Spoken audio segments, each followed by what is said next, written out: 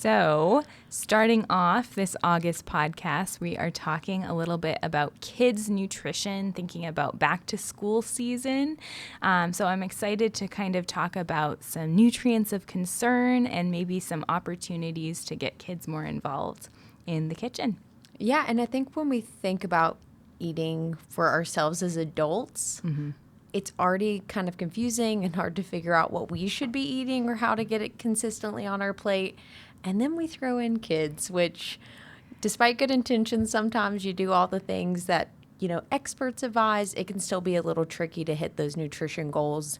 And we were just talking about understanding the importance of these nutrients, especially during that developmental stage. Right. So we're really going to kind of kick things off, dive a little deeper into that. Yeah, absolutely. And I think kind of maybe walking around the different food groups is an easy way to paint a picture of the different nutrients that kids should be getting. And it's really quite similar to adults. But I think you made a good point. I think parents, we might get overwhelmed about, our own health, or adults might get overwhelmed about how to eat for themselves. But when you talk about nutrition, of course, they want to do the best for their children. They want to make sure that they're nourishing it, and they really kind of consider it their role.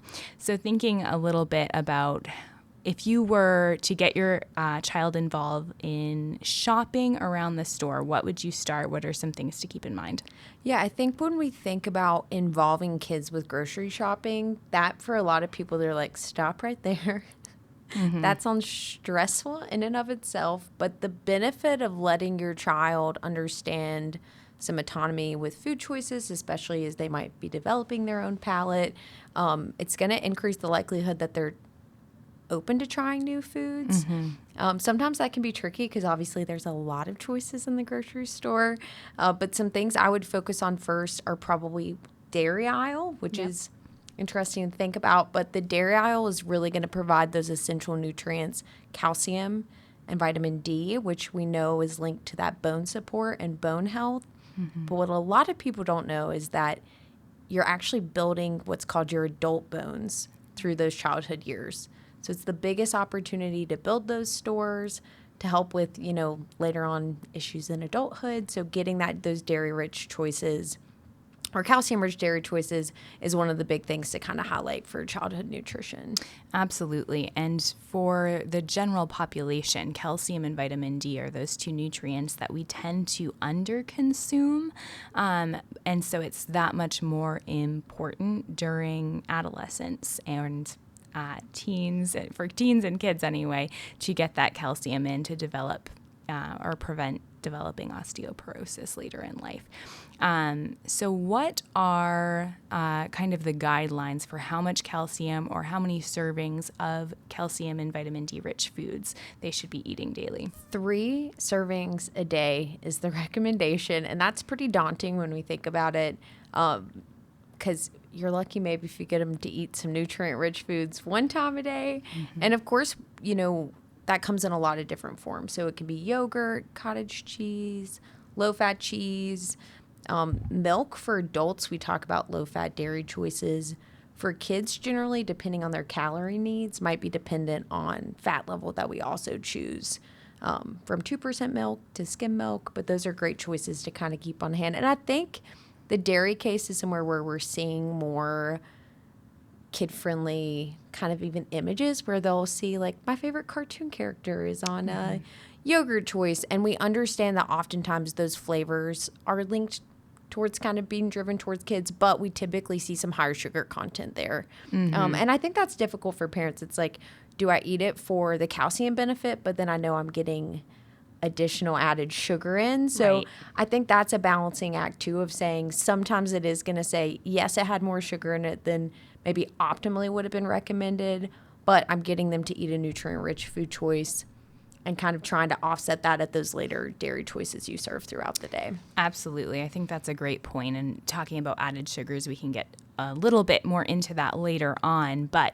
when you're thinking about that, there's always going to be a little bit of a trade-off. So if you're having a source of added sugar, what else is this bringing to the table? Similar to something like fruit. We know that it has sugars. It doesn't have added sugars, but there's benefit to consuming those. And so I think that's a really good point. And I think also incorporating those nutrient-dense foods and kid-friendly foods that are kind of obvious choices, things like pizza. You're getting a serving of dairy maybe in there. Snack packs and bento boxes are really popular, I think, especially back to school season. So can you pair an ounce to an ounce and a half of cheese, which is going to give you that calcium, with some fruits, vegetables, crackers for some whole grains? Yeah, and especially doing multi-options at a meal period, so offering a variety of choices, and then the kid kind of gets to decide, or your child gets to decide exactly what they're going to choose and in what amounts from what's offered. So as a parent, that's our big role. What can I provide them to put on the plate? And again, we would recommend avoiding force feeding or saying you have to eat X and Y, but continuously offering. And we talk about My Plate. That's that visual kind of guide that says half the plate should be fruits and vegetables. We're prioritizing more whole grains. We're including dairy. So, and of course, protein. So when you're building snacks and meals, if you can at least check the box of attempting to offer the foods, you're probably stepping in a good direction in building those healthy patterns. And I think going back to the grocery shopping and involving them in that, kind of identifying where in this timeline we are allowing that choice to be made. Is it they're getting to choose between one or two options that you know from your grocery list are going to be available, or they have a hand in maybe helping to create? And of course, this is going to be dependent on the age we're talking about. You can have a little bit more autonomy as they grow older, a little bit more independence maybe in making their food choices, but kind of identifying where in the stage we're allowing that choice to be made. Yeah, I think too, you could actually, if you think about it, if you're like, that's stressful for me, I have multiple kids, I end up combating them not wanting to put maybe sweet treats or things in the cart. You could say then, I'm going to recreate the grocery experience at home, where you're like, I've picked 2 or 3 fruits for the week, and now what fruit do you want to include for your snack today, right? So even maybe giving those more guided options where you've kind of pared it down can be good. A fun place, I think, to take kids is the salad bar, and I know that sounds kind of strange because it's more adult-driven, but especially if you're dealing with picky eaters, it's a really good place that you can get very small portions. They can pick and explore kind of different textures and colors, and then maybe you cook or prepare it when you go home. Super easy way not to waste food. They can try multiple things, and then it's no skin off your back if they didn't like the whole bag of cauliflower that they were so interested in trying, which again, we know that typically that taste bud development, it can take anywhere from 10 to 15 times of trying a food for them to actually develop a palate for it. So can be tricky if they get a little food fear, right? They're like, oh, yeah. I know I don't like that. But if you're able to continuing to re-explore introducing the food, trying new seasonings, I don't like to say sneaking in veggies, but definitely there's some things you can do to kind of get those veggies maybe not as obviously on the plate. And you have some good ideas for these. I know we've talked about. Well, in August, obviously, it's super, super hot, so I wouldn't recommend this at this time of year, but I think blending vegetables into soups is a great way to incorporate extra vegetables. Into pizza sauces or pasta sauce, it's awesome. So you could do some cooked carrots or zucchini. I know cauliflower rice is really popular this time during just now for low carb diets, but actually if you incorporate it alongside some rice, that's a great way to blend some in. I think another great way to add more vegetables is, again, and this is a great way to get your kids involved in the kitchen, as well as maybe making some rainbow pizzas. So they get to decide what the toppings are, but they can pick 2 to 3 vegetables, maybe just sprinkle on top. Another kid-friendly option, of course, is mac and cheese. So how can we get some vegetables in there as well, whether it's blending it into the sauce or just kind of stirring it into the mixed together dish? Yes, I saw somebody on social media also using it was like sprinkles, but it was actually broccoli florette crumbles that they had convinced their child. And I was like, that's so creative. But the joy of the child getting to add it onto their meal was something that they were a little bit of creativity, a little bit of adding that color. So I don't know if that worked for everyone, but I love to see that as an option. And when it comes to implementing, how can my child get involved with the cooking process? Because we recognize their ability to feel like they have a part in creating family meals, which we can talk about family meals too, could encourage them to, again, try newer, different foods. Doesn't mean they have to be chopping or cutting, but things such as rinsing, building rainbow pizzas, anything where they can place items on, a tray going in the oven, even setting a timer, which increases anticipation of like, ooh, I know I'm going to be eating if they've taken a part in that. Those are really simple ways to get them more in tune with foods that they're going to be eating, and then engage their curiosity. It might not work every time, but instilling that in them, I think it gives them a little bit of the ownership of the food decisions as well. Oh, I think that's a really great point. So engaging them earlier on in the process might engage their curiosity later on, rather than, ooh, I'm not familiar with this food. It looks, they've already kind of engaged their senses a little bit by either whether it's, cutting or placing it on the thing. So how can we kind of engage them earlier on, I think is a great point. And I think, too, family meal time is something that might not happen every single night, right? If you have multiple kids, you have busy work or school schedules, it can get hard to get around the table together. But we see that kids that eat family meals more frequently typically have better eating patterns as adults. Even if you're not eating perfectly balanced meals every time, it is fascinating that we see that connected time. And then you actually are mimicking eating behaviors to them and being a role model, which is pretty neat. They see you eat broccoli and they're like, okay, this is less scary. They ate it. It was fine. It's just part of family mealtime. Yes, right? exactly. Yeah, just like anything else. I think that is a great point. And you're so right. Not only do family meals in general kind of predict better eating habits later in life, better mental health, better focus at school, all kinds of benefits. But of course, we know that the quality of the meals too plays a role. And so fruit and vegetable intake is going to be key in kind of determining later determinants for health, like chronic disease, diabetes, and heart disease. So you mentioned a few tips for getting kids involved, how they can increase their fruit and vegetable intake. Do you have any other suggestions for maybe quick ways to increase fruit and vegetable intake? Well, I think keeping them accessible is one of the biggest things, especially if you have kids that are not great eaters at mealtime, but they're constantly seeking snacks, that's just more of their eating style. Creating a space where they're able to choose foods freely that are easily prepared is definitely going to make it more likely that they continue to add those in. So fruit is super easy. Kind of again, I've seen it say it a lot, original fast food, but keeping like sliced apples or doing, like clementines, things like that are really good. Grapes, of course, can be hard for certain kids depending on choking hazard, but I love that as a quick grab and go option. And then, of course, I think when it comes to veggies, dips are probably one of the best ways to get kids to increase their snack time consumption, something they can dip.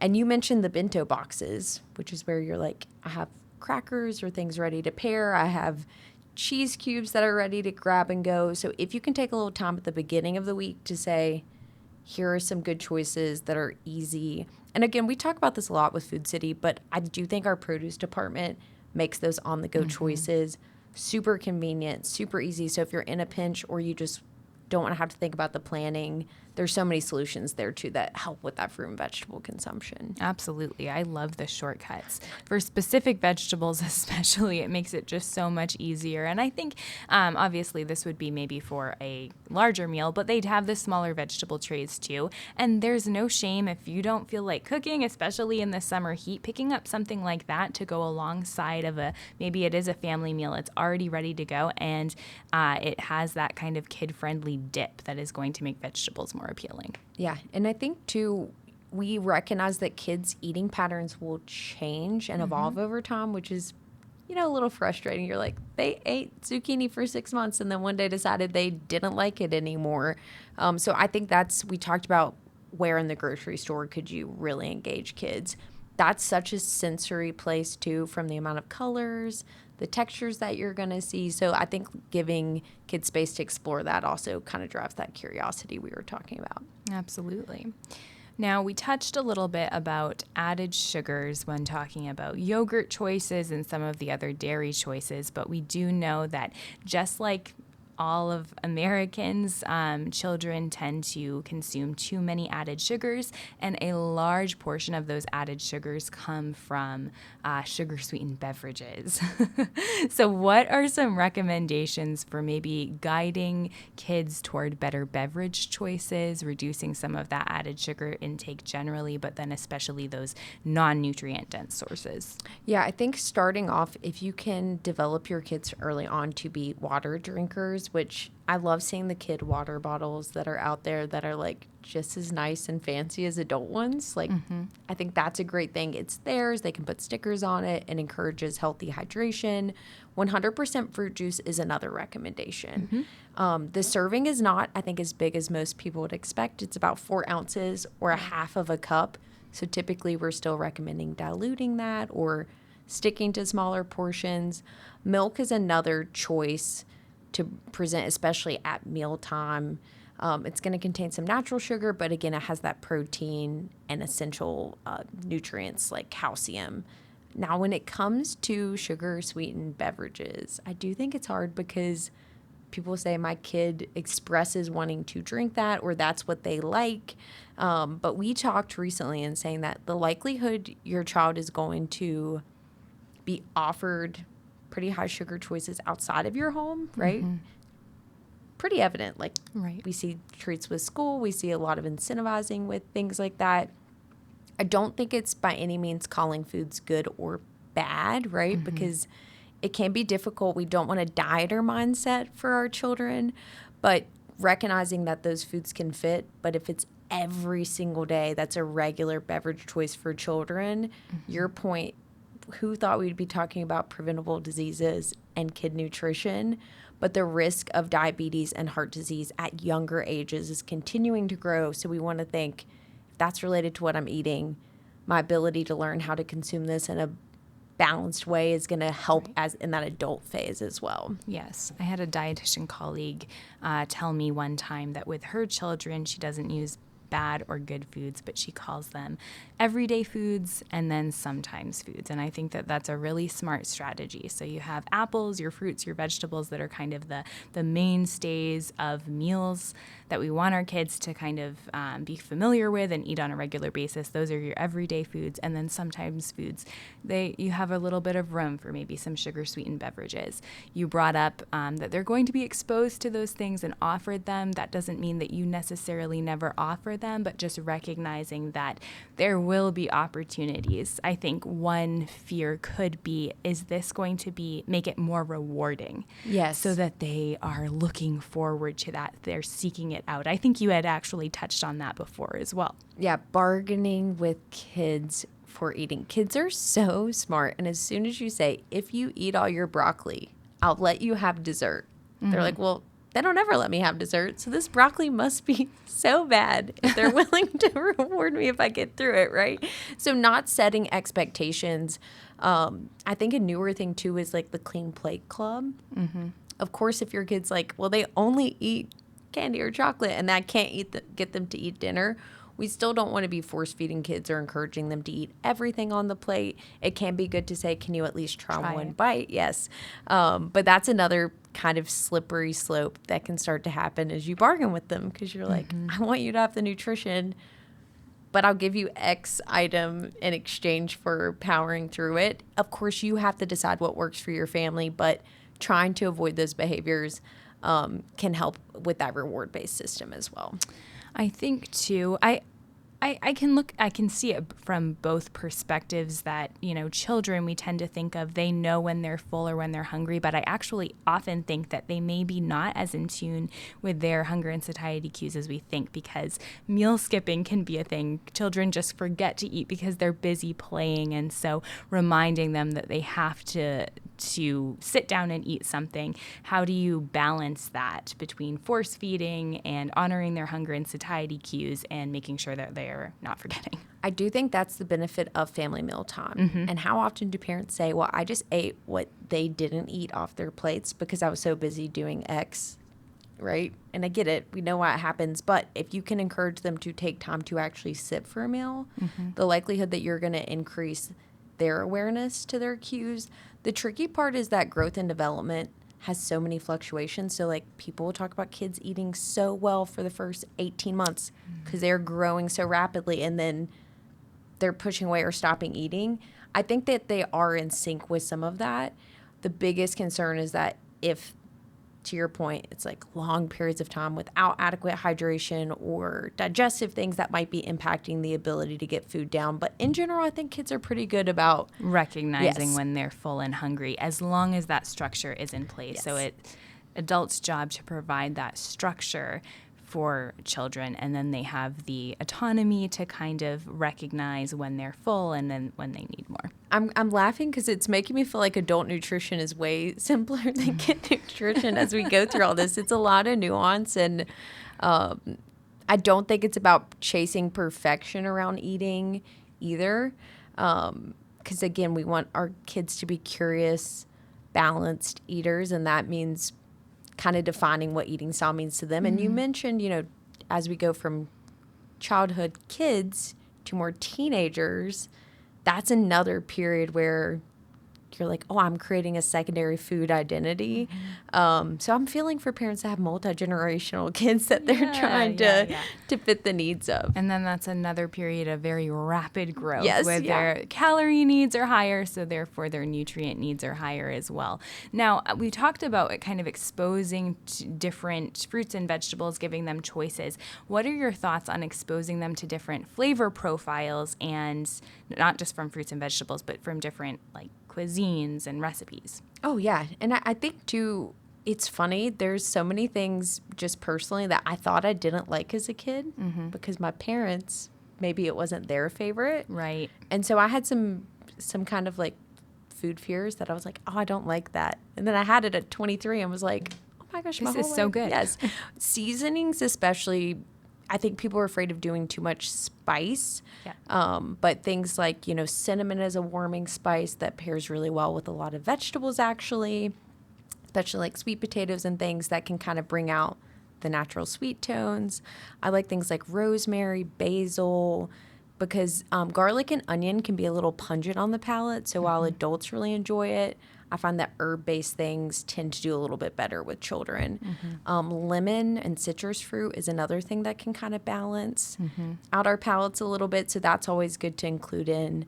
But yeah, I think try not to let your own food fears become something that we make our children then. Yes, them. Exactly. And that can be hard too when you're planning meals and you're like, well, I don't like fish. So am I going to cook fish right for kids? But it's a good time when you're eating out to let them explore maybe some foods that you commonly wouldn't consume at home. Yeah, they have the opportunity to at least try it, and if they don't like it, then that is perfectly okay. There's no shame in that, but we tend to just assume automatically out of the gate that kids just have a very bland palate. So it's, it's chicken tenders and maybe some white rice or white pasta with a little bit of butter, but there's no shame in exploring different options. No, and there's also no shame if that is a staple meal for you that you know your children will eat, and it's a known factor, right? Yep. And that's something else. If you're trying a new food, pairing it with something familiar that you know that they will like also takes some of the stress out, right? Because you're like, well, I'm putting broccoli on the plate. I've mentioned broccoli a few times today. I guess it's my food of the month that I'm thinking of. But, I think broccoli was my favorite vegetable. Me too. So see, I know. I don't know if that's as common. I maybe liked a little butter on there, if I'm being honest. But, doing that with chicken nuggets that they eat, I think it gives them a little bit less anxiety around the meal. Where if you're like, we're going to eat curry tonight, and they're like, all of this is unfamiliar, it can be a little bit harder to kind of navigate. So even doing a smaller portion of that paired with something else, I think is a good way, again, to get that curiosity going. Absolutely. That's a great point. Well, these are all awesome tips. Where would you recommend that listeners go to kind of find more tips, find more maybe finds, and recipe inspiration? Yeah, of course, foodcity.com. We always are giving things through our wellness club, and especially seasonally, like August, we have tons of back to school snack ideas. And then we mentioned added sugar quite a bit today in discussing. So you can always look for our no sugar added tags in store. It's a great place when looking for cereals and things, finding kids choices that are reducing that added sugar. I love pointing people to that for kid options. Absolutely. Definitely. Well, thank you for joining me and having this conversation. It was fun. Yeah, happy back to school. Yeah.